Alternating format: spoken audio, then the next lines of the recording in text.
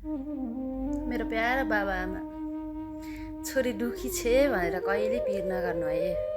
हजुरको छोरी आफ्नो खुट्टामा उभिने भइसक्यो नि, धेरै पिर नगर्नु है। कति पिर गर्नुहुन्छ मेरो बारे। दुनियाँले जेसुकै भन्नुहोस्, जस्तो सुकै भन्नुहोस्, कहिले पिर नगर्नु है।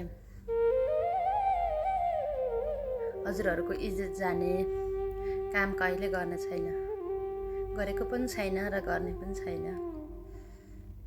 जुन मान्छेले मलाई छोडेर गए नि, उसको लागि देखाउनु छ केही गरेर।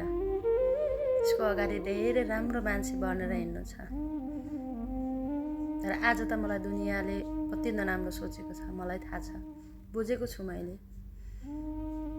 तर मेरो बाबा आमाको लागि ओए त्यो